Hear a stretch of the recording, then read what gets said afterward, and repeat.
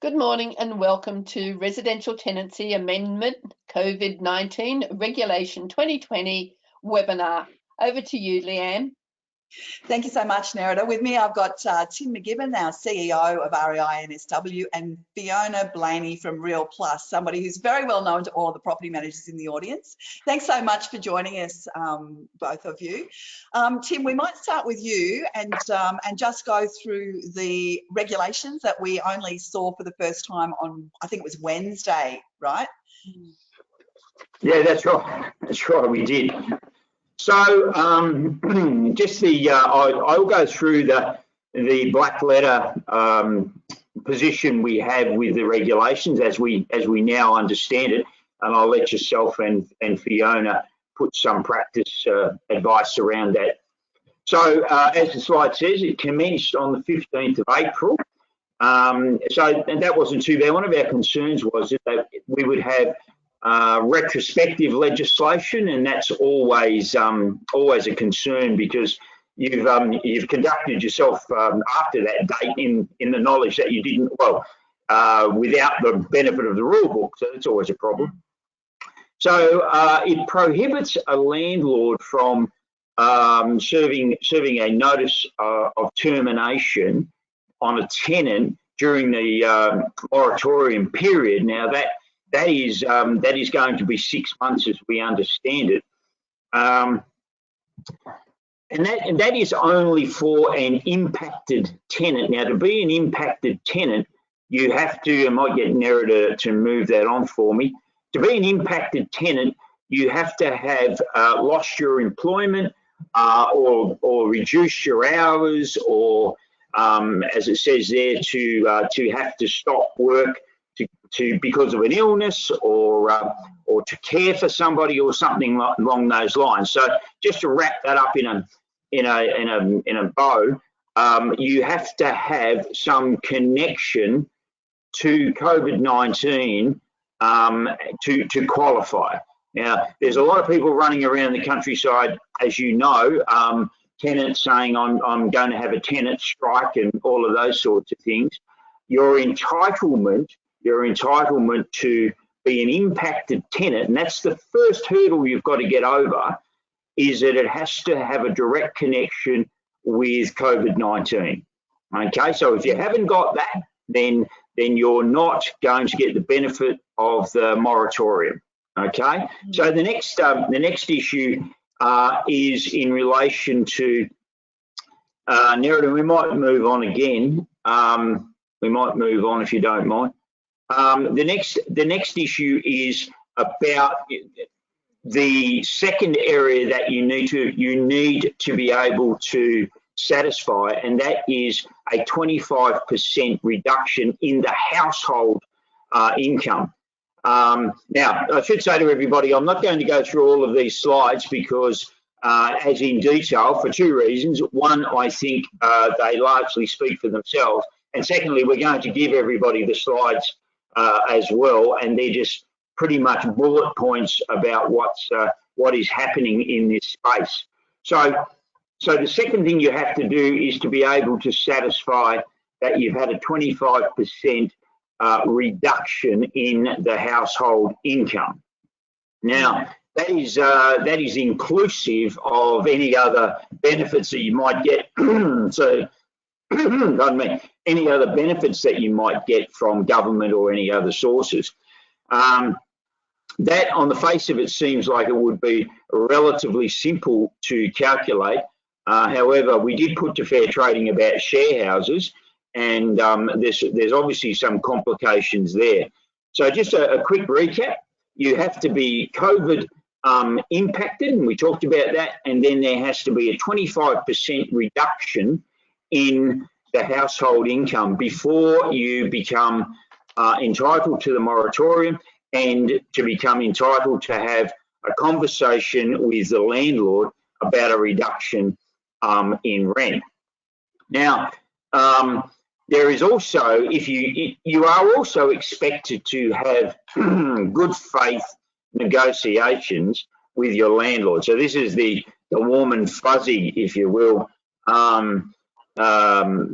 warm and fuzzy sort of approach to this, where we're all supposed to get together and work things out, which is terrific, and we should as well. If you can't do that, if you're unable to do that, then what will happen then is your first step is to go to fair trading and go through a mediation process where fair trading will try and bring the parties together. Now, if fair trading can't achieve that, then you would have to go off to NCAT for an order. Now, when you go to NCAT is going to have reference to whether or not you were actively participating in the mediation process at fair trading, and whether or not you, in the good faith negotiations, were prepared to put an offer on the table about a rent reduction that was reasonable in all the circumstances. So if you turn up and you've just been recalcitrant on the whole journey, then that is not going to go in your favour. So that is something that I think parties should be mindful of. And we might go to the next one. So here's a couple of unresolved issues, which I'm trying to get some guidance from the Minister's office. We don't know, as we do know in the commercial space, that there is in the commercial space there is a 50% minimum requirement for a rent waiver in any deal that is done, and then the other 50% can be a rent deferral. But in our space, in the resi space here, we don't know what that number is. So it could be the case that the tenant is expecting a complete holiday from paying rent, or we have the ability to be able to defer rental or whatever. We don't have those guidelines around it, despite now having the regulation. The other thing that is of concern to us, and I've been quite vocal about this in Leanne and our presentation of an afternoon, is Landlords Insurance. Now, the Landlords Insurance policies that are in the market now never contemplated a pandemic, COVID-19. It never had that in mind. So consequently, the policy wording doesn't assist us when we are trying to position ourselves to have a successful claim. So that is something that we are working with. I'm working with fair trading to try and get some guidance in that area. Leanne is working with the Minister's office. But here and now, I think that the important thing to do is to contact the insurer and say to the insurer, this is the position that we are in. I haven't started my negotiations yet with the tenant. How do you want me to proceed? What do you want me to do? And when the insurer gives you that information, and hopefully they'll give it to you in writing, then you follow that procedure. That's what you should do. Now, if you don't do that or go off on a tangent and don't comply with the policy wording, because in some of them you actually have to make an attempt to recover the rent through NCAT or something along those lines, which may not be possible under these circumstances, then you may void your insurance or not being available to it. So the key point, take your insurer on the journey. So Fiona, oh, sorry, Tim, I thought we were done. I thought we only had 6 slides. So just again, very quickly in this space, there's a lot of things that haven't changed, thankfully. As opposed to some other jurisdictions where you can't evict a tenant pretty much for everything. So pleasingly, in our space, things like people who are not COVID impacted. So these are all the people who have decided to go on a rent strike, but aren't COVID impacted. They can be evicted for non-payment of rent as it is previously. and if the landlord is suffering hardship, et cetera, and those things there are listed. We were very concerned about whether or not the tenant could be required to give the property up in a sales environment, because in some jurisdictions they can't. So that would put an end to sales, and that was very concerning as well. There's only one more on that list that I will make you aware of, and that is where the tenant is abusive towards the landlord or the agent. And I think that in all the circumstances may become something that we will be having to deal with.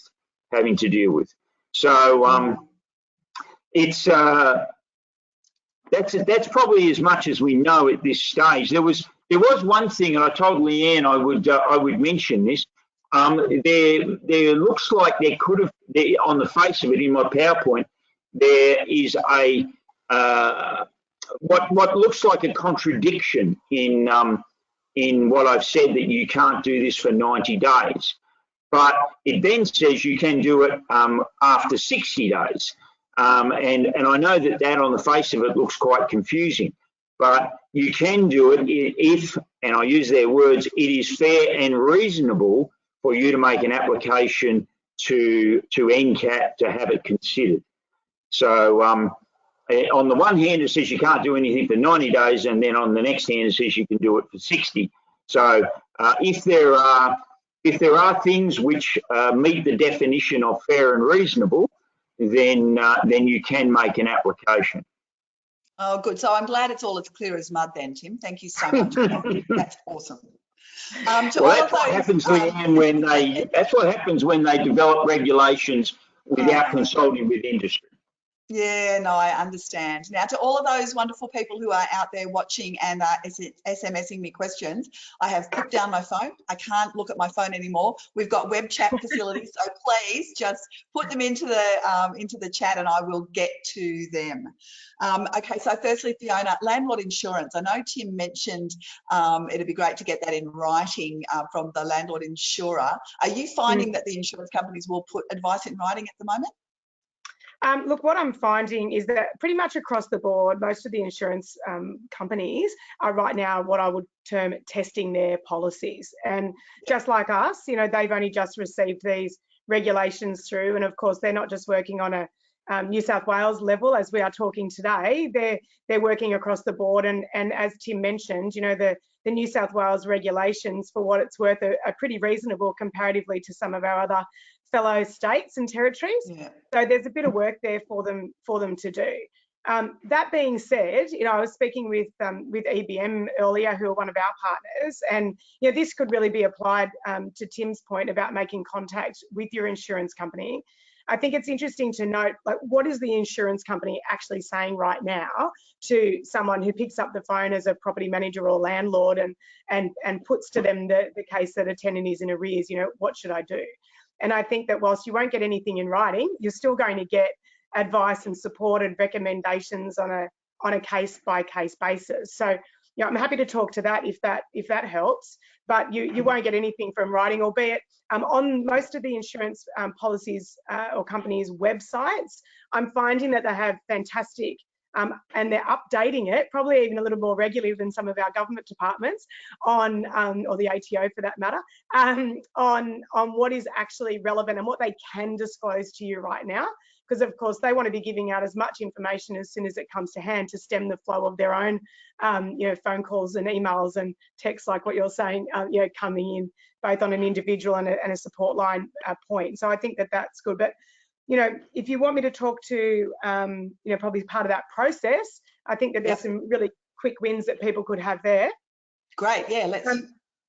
So I think that the first thing for New South Wales is that really, you know, at the point of a tenant falling into arrears, you know, that happens in one day, technically, you know, 1 day in arrears, 2 days, etc. I don't need to go through those nuances, but most businesses, and for the clients that we work with and our members, is that most businesses have got a process that they go through when it comes to rent arrears anyway. And so I think the first step is to look at that process against the regulations and see that if I was to get to tribunal at a point, or I was even at the point where my tenant was 15 or 14, 15 days in arrears, and I'm considering issuing that termination notice, have I actually acted inside the regulations at the point if I was to go to tribunal and present my case up until that 14th day around the good faith negotiations with the tenant or good faith discussions? And I think that when you pick up the phone to your insurance company at that 14-day point, this will be prudent. And the prudent point is identifying, have we identified yet whether or not this tenant is an impacted tenant? And we saw that by virtue of the PDF flowcharts that have come down from Fair Trading. It's very clear there. You know, step one is, before you're thinking about issuing a notice, don't even worry about that first point, are they impacted? So from my point, you've got 14 days to, through good faith discussion, attempt to finalise, work out, ascertain, is that tenant an impacted tenant? And if you feel that you have done everything in good faith, attempted to reach out to that tenant to encourage conversation to a point, that you are able to identify, you know what, this tenant has not yet proved to us that they are an impacted tenant. And there's obviously a bit of grey there around, well, what is proof? And if they're still gathering the information, should you issue or should you not? I would say that if you think the tenant is acting reasonably in the process of garnering this information for you, then I would probably hold off a little bit, but still have that conversation with your insurer. If you've identified they're not an impacted tenant, then I would then communicate that back to the tenant, and I would potentially either do one of two things. Either issue them with a breach notice. So from an insurance point of view, you've issued them with a breach and you've identified, hey, you are in breach of your residential tenancy agreement by having failed to pay your rent in accordance with the terms, or go straight to a termination notice. And I use those two together simply because I don't want people to mix up my nuance with saying to everybody, go out there and issue termination notices, because it is really a case-by-case basis. On the flip side of that, add your process up to 14 days, at day 3, at day 7, at day 10, 11, and at day 14, you know, communicating to the tenant, hey, you're in breach, but are you impacted by COVID-19? If you are, here's the rent relief request form. Please provide us that information so we can start goodwill discussions. You know, again, we don't get that information. Same again at day 7. Same again at day 10. So no matter what, no one can say that you as an agency or on behalf of that landlord haven't really worked hard to ensure that somebody is or isn't impacted, and then you move forward, you know, based on how you've categorized that tenant. I think is the first place to really start with that. And I think if you called your insurance company, I think that that's probably the information that they would ask you straight up. They would say, is this tenant impacted by COVID-19 or not? Because that is going to be one of the defining factors on all of the policies around how that policy will react, will be based on if they are impacted or not. Okay. I've just had a question come in and they want a clear answer, please. All right. Okay. Clear answer. Sure. Clear answer. Don't sue me. Yeah, that's always the problem though, right? Anyway, the tenant lost a job before COVID-19, but now can't get a job. Are they, so technically, are they impacted by COVID or not? You know, according to the flow chart, it says that that loss is not directly affected by COVID-19. So is it a 14-day notice, or do they have to wait 60 days to give the 14-day notice, or what's the story? Well, I suppose there's a technicality there, and the technicality is that, of course, it didn't happen before COVID-19. It's that it did happen before COVID-19. It's probably not unlike somebody who owns a small business and is seeking a JobKeeper arrangement when their 30% drop actually happened in January as opposed to in March. There has to be a line that's drawn at some point. So technically, yes, they're not affected by COVID-19. However, there's two answers to that as to, you know, the choose your own adventure door is, are we talking about this from the perspective of an insurer, or are we talking about this from the perspective of fair trading? And I think that, you know, when we go down the fair trading route, fair trading is then going to be applying hardship. And hardship is always been in place. And this is one of the things that I love about the New South Wales regulations, is that in the most part, the regulations are simply refining and remodelling the existing legislation that is already in place. So a tenant since the dawn of time has been able to apply to tribunal for a specific performance order or for the breakage of their lease based on hardship grounds. And a landlord can do the same thing right now. You just approve hardship. And so my question would be, well, if that tenant went to a hearing right now, or just simply went through that next stage of mediation, what would a reasonable member of the tribunal, under the normal hardship requirements, what would they do? And they would probably at this point say, well, you know what, you're in hospitality. And, you know, you were a maitre d' at a restaurant. You might have been the maitre d' at Aria for all we know. And so that person, though, is going to find it, will it be difficult or easy for them to get a you know, similarly paying job? I think that one would say that under the current conditions that they would be in a reasonable position to plead hardship, especially if they were paying $1,000 a week. They're now only able to pay $750 a week because their partner or a flatmate or what have you. And so they want to be there. They're engaging in the discussion. They want to pay some rent. They want to stay. You know, so if all of those goodwill and good faith negotiations are continuing, I think the hardship rule would apply, which applies in COVID-19 or before, quite frankly. Yeah, Leanne, my view is I think we end up with the same answer, but I think if somebody has lost their job prior to that time, if when you cross the line past the 14th and they don't have a job, then I think they'd probably have the benefit of it. I really couldn't see a tribunal saying no to that. The other thing though that comes up in all of this, and I'm curious to get Fiona's views on it, that we have to satisfy two things, don't we? One thing is if you are COVID impacted, and the second thing is the 25% reduction in the household income.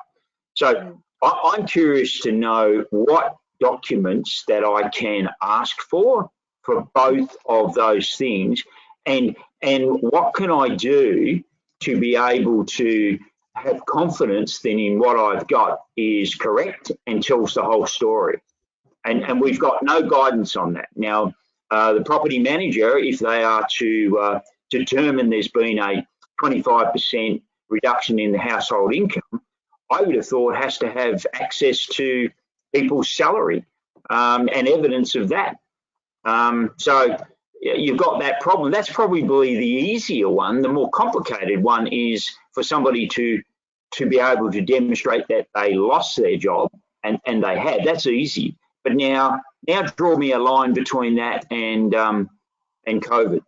I think both of those things, the government's gone, you know, this is what the rules are. My work here is done.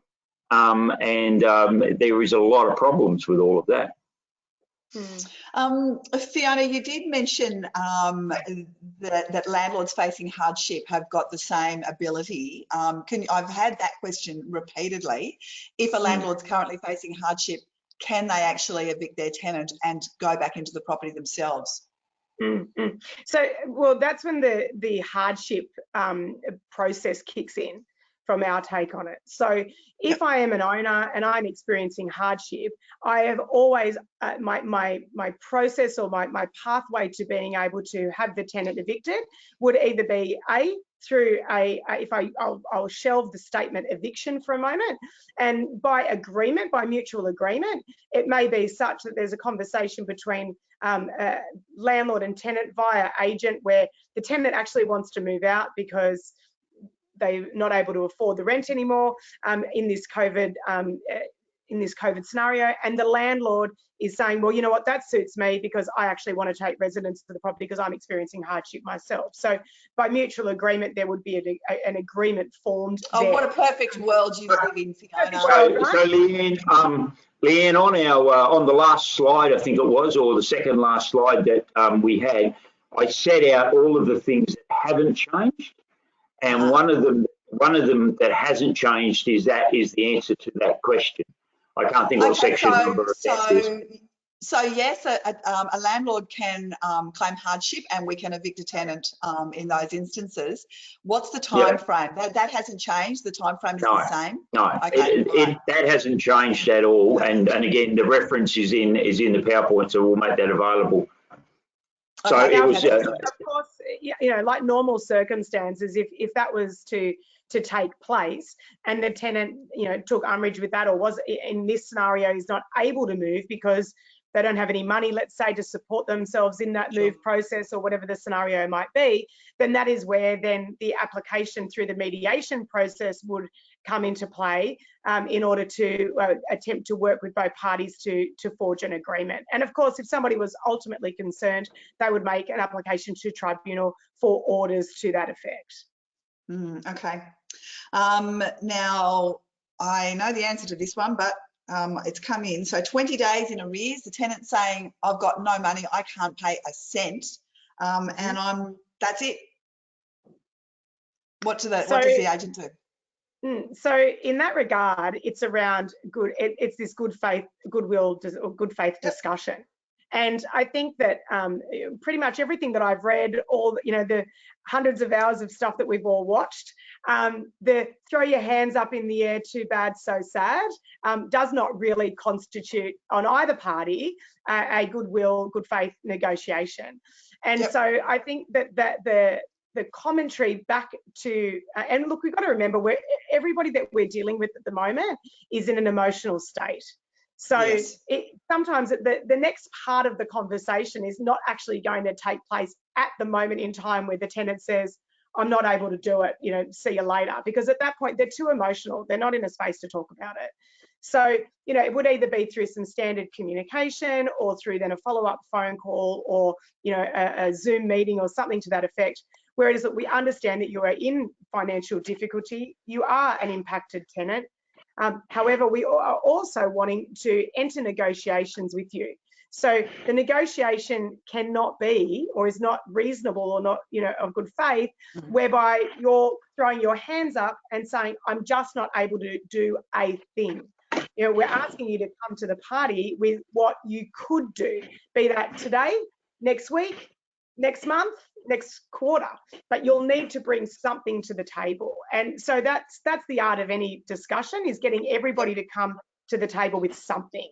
And that's what you would need to do in those situations. But I think it's what everybody is looking for is the magic potion that at that moment in time, I'm going to be able to get that tenant to instantly turn around and say, oh, look, no worries, I'll pay 50% today, when they've just thrown their hands up. Because that hand throwing up, it's not about the rent, it's about throwing up their hands on life on that, you know, particular day in their circumstance. And I mean, negotiation skills and empathy and understanding are just so vitally important right now, but it's hard for the property managers to be showing that all of the time when they're under massive pressures from a workload perspective, right? Totally. Yeah, I think look, I've been telling people to, my children taught me many years ago this thing that they learn at preschool, for anybody that's got kids watching, and it was about, they talk about their bubble, and they're attempting to teach kids like all about personal space, you know, being resilient, you know, not allowing other kids to get to them, and so forth, emotionally and physically. And so I use that with my clients that we're coaching, and I say, listen, you've got to walk in that day, put your bubble around you. You know, you could call it a force field if you wanted, and remember that you're dealing with situations that are not about you. They're actually about these other people, and you're not able to take any of that on. You know, the two of you are not able to take on, you know, the emotionally the challenges of the entire New South Wales real estate industry and you know and business economy. That's just not possible. And I had to teach myself that as well at the beginning of all of this. And I think that if we can all enter in all of these conversations, is knowing that we are an intermediary, and as opposed to a solver. You know, it's not about making everybody happy. I hear that word quite a lot. It's like, look, everybody needs to be happy. We need to get to a happy solution. No, we don't. We need to get a solution that everybody can live with. And that's a really great statement for people to use in negotiation is, I understand that you're not happy about this, but what is something you could live with? What could you put forward today that you could live with? And that's for all parties. Yeah, that's really great dialogue and really good advice, because it's not personal, it's not about you, and you just have to find your own way of getting through it. And I like that force field or that bubble concept. That's really, really good. Now, I've had a few people ask me what happens if a tenant refuses access to inspections if the property's on the market. Yeah, that's a tough one, Leanne. We've had a number of conversations about that. If the tenant says, and it hasn't been, to my knowledge, tested at NCAT yet, but again, if we step back, say 6 months ago, and the tenant said, I won't let you into the property because of, I just won't let you in for the sale purposes, showing the property, or for that, you can get an order from NCAT, which would then get you into the property. But COVID is not something that was ever contemplated by the legislation either. And if the tenant says, I have a genuine fear that you're going to come in here and you may be affected by the virus, and I don't want to let you in, that is a really interesting argument for them to run and for NCAT to have to deal with. So all I can say at this stage is, right? Yeah. Well, it still is a negotiation, but if the tenant digs themselves in and says that's my position, then it's going to go to NCAT, and then NCAT have to deal with that, and it will be a very, very interesting question. Yeah, look, I mean, I'm advising people within our network to have that negotiation, demonstrate exactly what they are, the things that they're doing to make sure that, there's gloves, there's social distancing, all of those measures that they are applying. And even, talk to the landlord and say, is it worth you decreasing the rent by X amount for this period of time? There's lots of ways that you can maybe negotiate with the tenant, but if they are absolutely no way in the world it's not going to happen, NCAT, I think, would be a challenge. And when you consider that some of the sheriff's offices now, and we've had 2 or 3 examples of this, the sheriff's office has refused to go and serve notices because they fear that they'll come in impacted with the virus. So I mean, if the sheriff can decide not to do it, that'd be something, if I was a tenant, I would point to pretty quickly. Yeah, totally.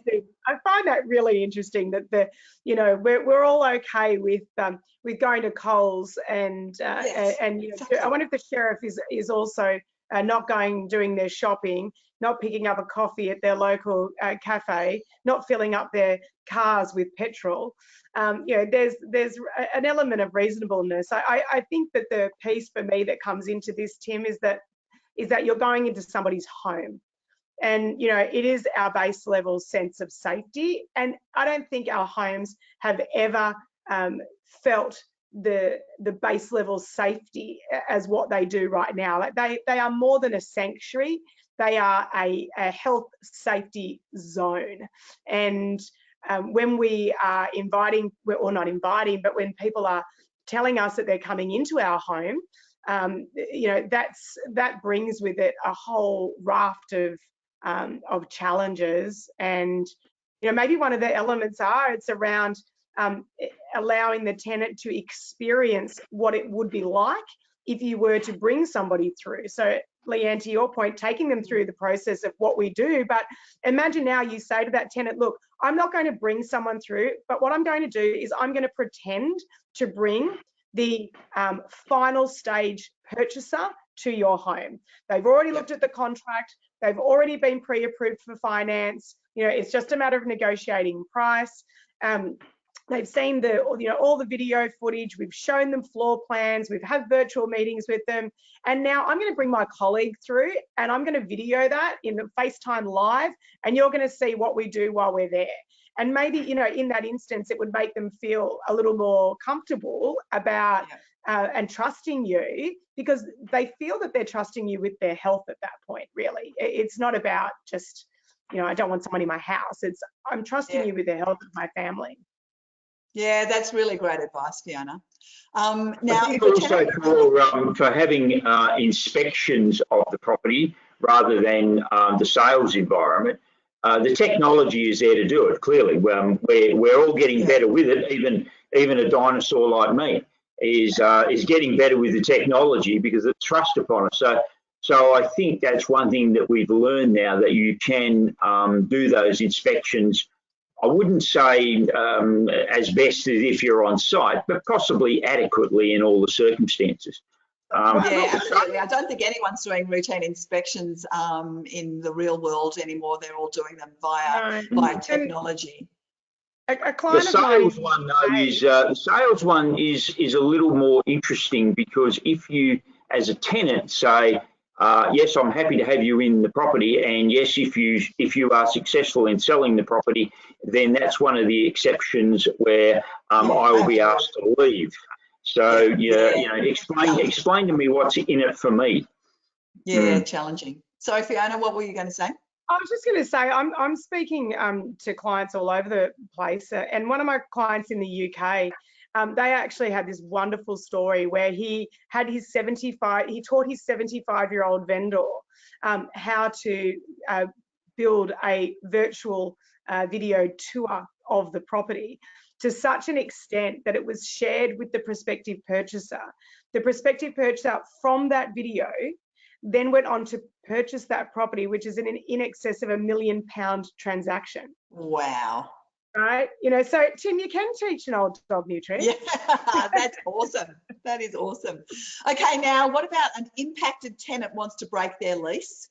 What break lease fee applies? Yeah, I think that is still active. I haven't seen any changes to that at all. So unless Fiona wants to correct me, but I don't think I've seen anything. Yeah, I haven't seen anything. The only thing that would come into play again is if you went to those hardship rules. If the tenant was under, I would suggest that where the discrepancy would come in, and perhaps some. It is an impacted tenant, just to be clear. It is an impacted tenant, so But the protection, Leanne, comes to the tenant from the landlord. There's nothing that I've seen that goes the other way. So if the tenant wants to get out, there's nothing that in the regulation that I've seen where they would be able to avoid the break fee.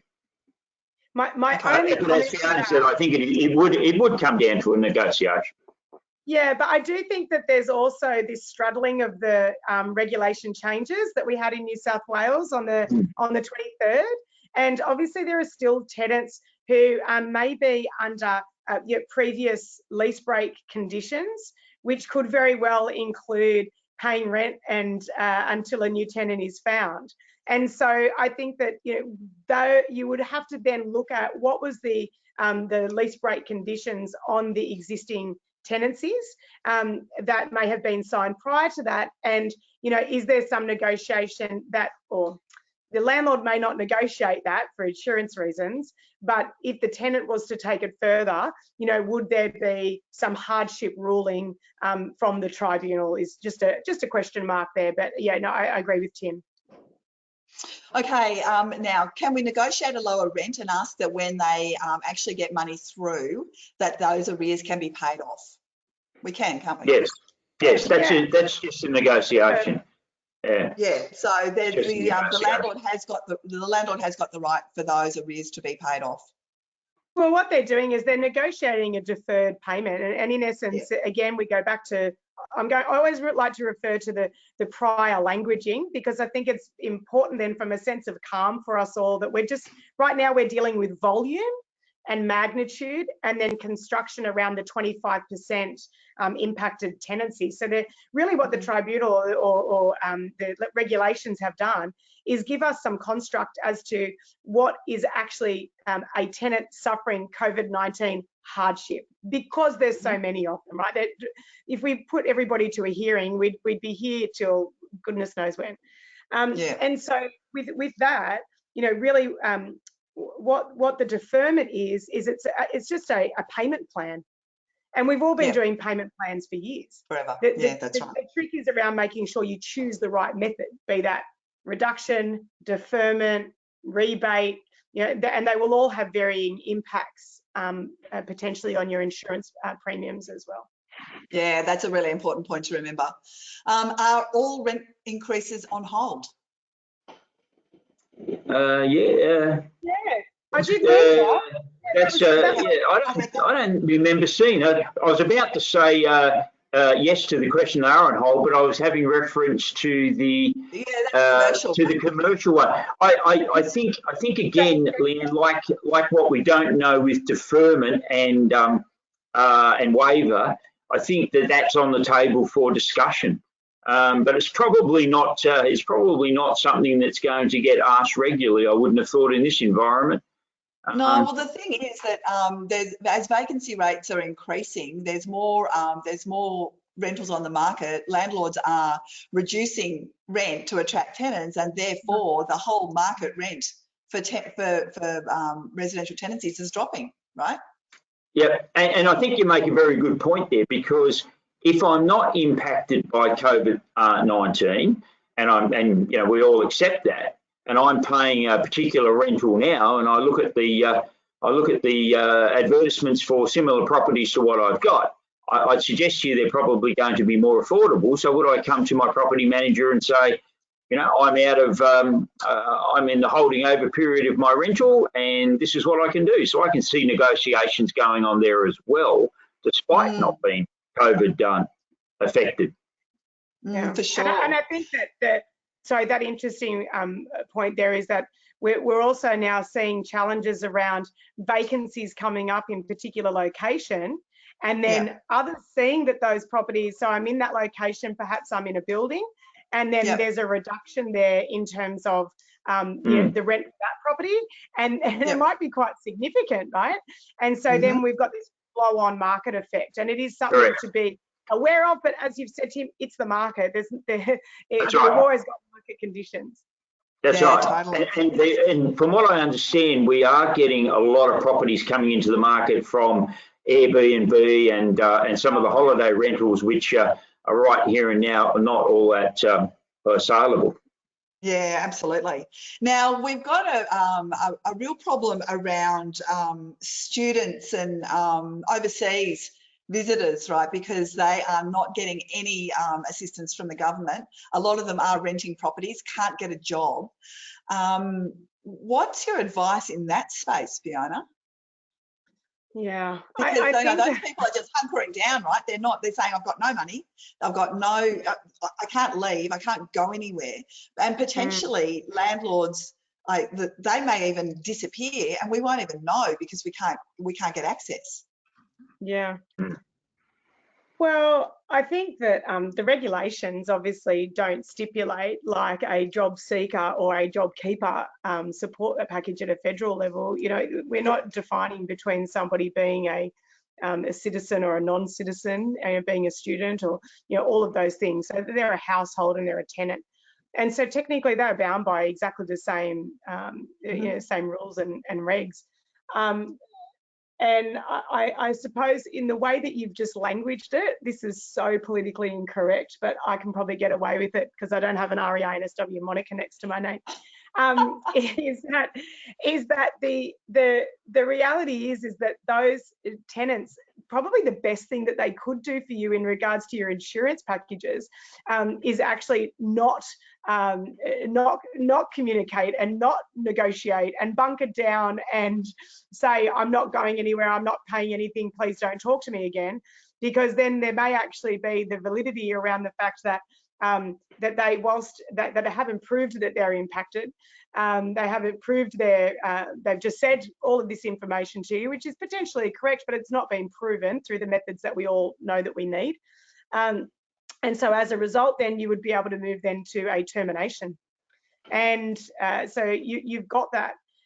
On the flip side of that, you know, without me being as, you know, as kind of commentary as that, colourful commentary as that, is that the reality is that if a tenant, be that they've said that they're not paying, they are paying. They've said that they can part pay, they can defer pay, that they're moving out, they don't talk. The situation's the situation. And you know, it's not 1990 and you can go down and park yourself out the front of their house and, you know, all the scrupulous things that used to happen back in the day, but we're pathway to professionalism now, I know. That's right. Thank you, Fiona. Thank you. But we're not doing that, right? So you've got rules, you've got processes. My advice to you is just to follow them and do your 3 days, your 7 days, your 10, 11, your 15. And, you know, I've been telling people for 18 years in this role that I'm in is that you cannot change the situation.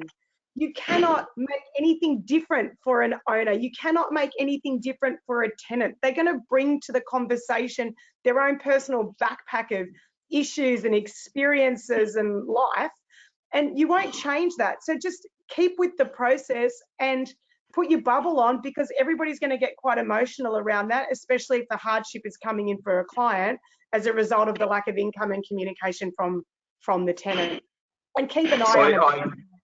I agree with Fiona. I think there is no distinction between a person that's overseas or not.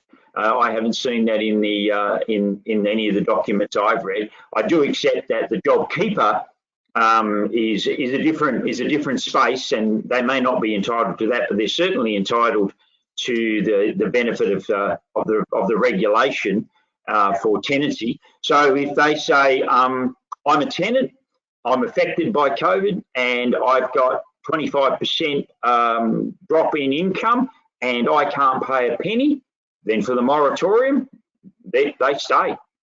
You can't get them out. Doesn't matter whether they're a student from overseas or not. Fiona, have you got any idea of the percentage of impacted tenants on portfolios of the people you're speaking to? Certainly the people I'm speaking to depends on where they are, right? It's completely dependent on where they are. You know, if I go out into, you know, and if you put a ring around a city location, and then, you know, the density then of the claims, it dissipates as you go, you know, further afield. Like the highest, and what I should also state this.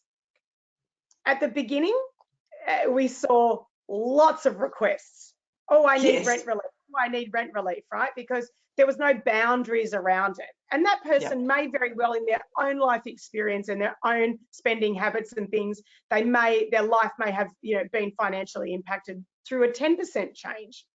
But as the time has gone on, and now with this 25% that we've seen, you know, even in this as quickly as the last few days, what we did find that started to happen was people would ring up about rent relief.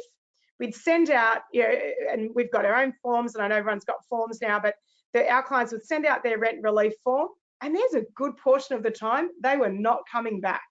Yes. Because, you know, people, I won't say boldly, you know, I've been a tenant, I'm sure you've been tenants, I've got tenants, and I won't say that they're necessarily bunging it on, but they're seeing they're testing the waters on what the situation is, because it wasn't clear.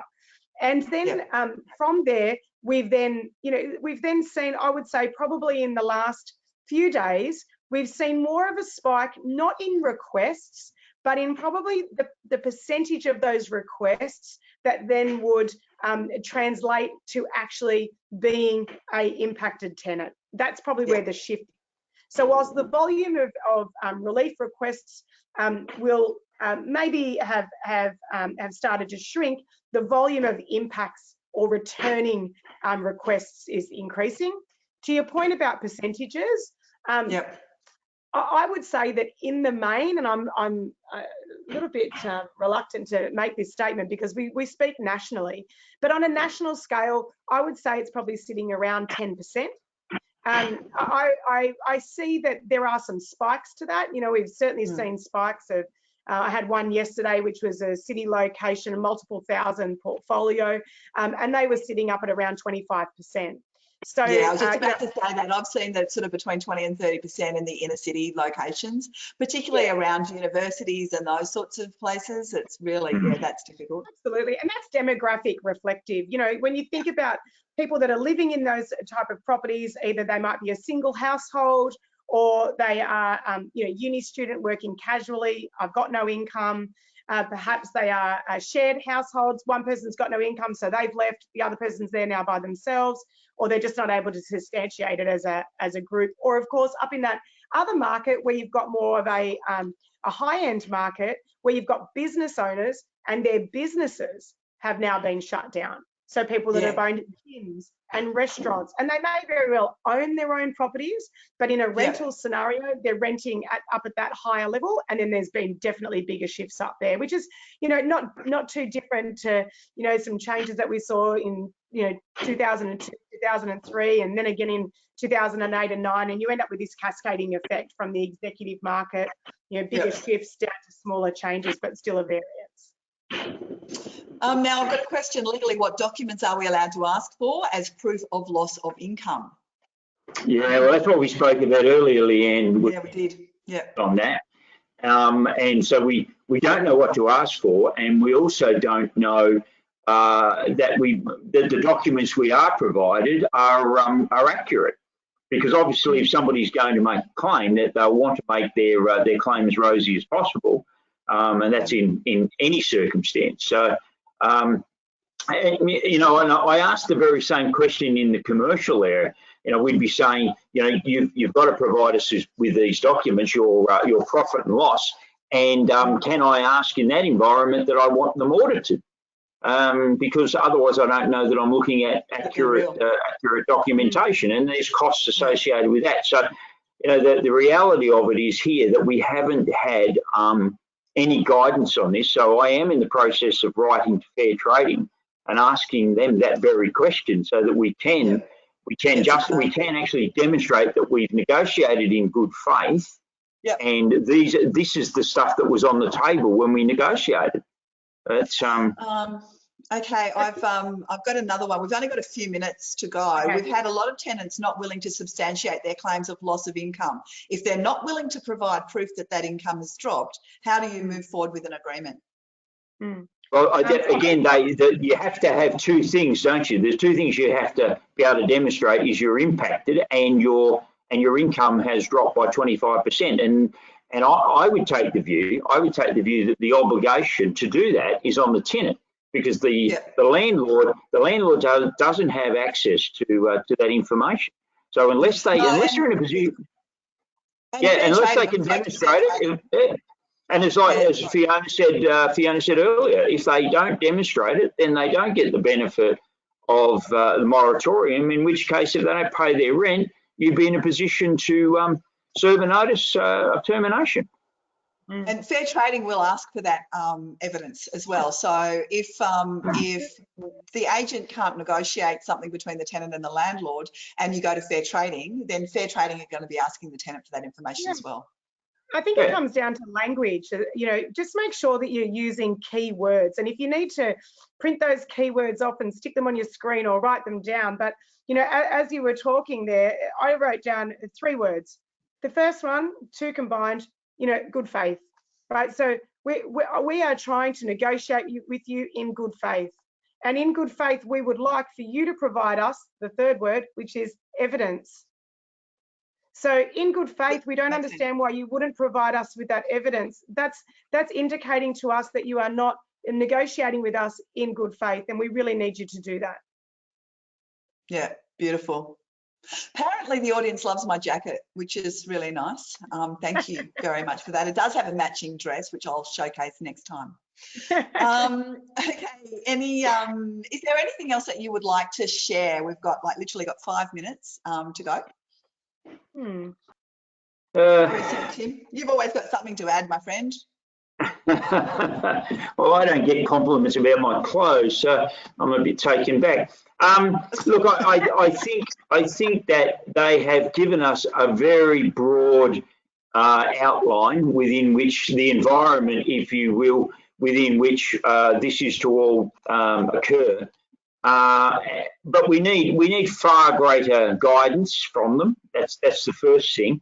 And I also think, as Fiona said, that we also need to, as an industry, to be constructing a process that we can now use. And internally, our legal team and the practitioners internally that we have in our chapters are working on that, to actually be able to have a process that we can give out to members.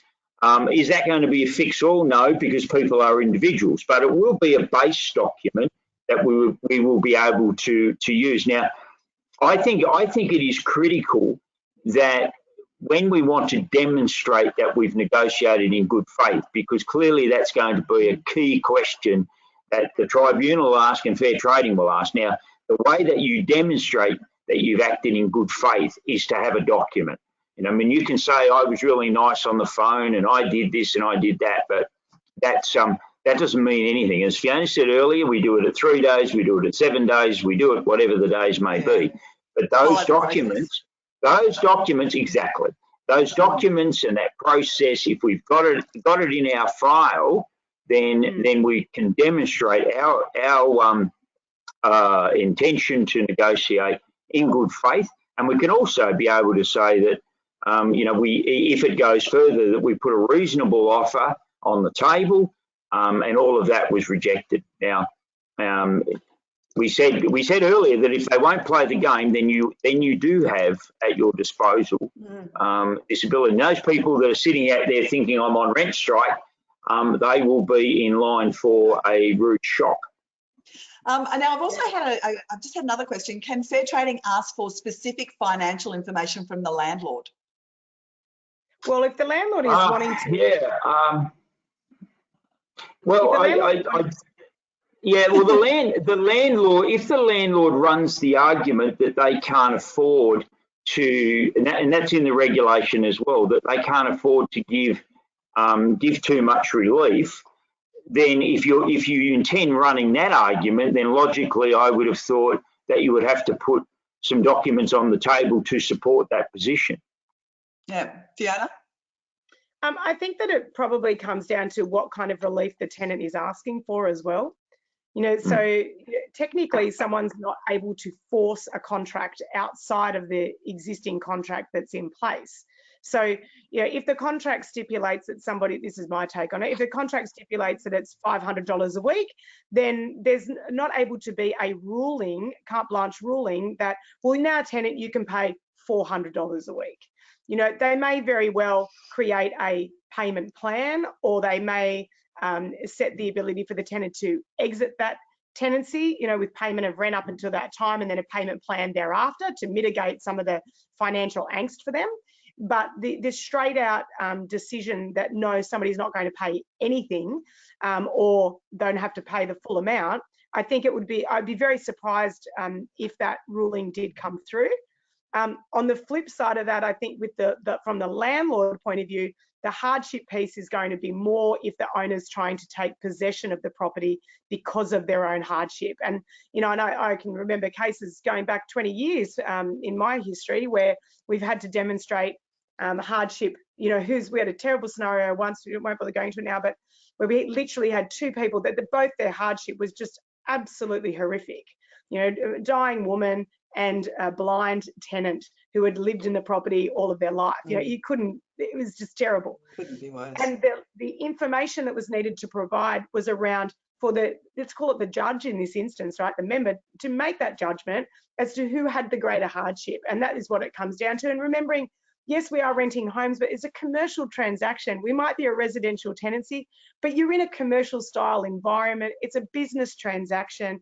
We're providing a service, which is the use of a home in return to finances. And we've been, as landlords, getting the financial benefit of that. So, you know, that all does factor into some of these decisions. Yeah, and thank you so much for that.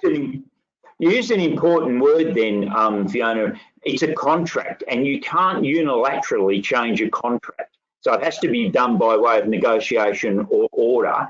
And I think we need to keep that in the forefront of our mind as well.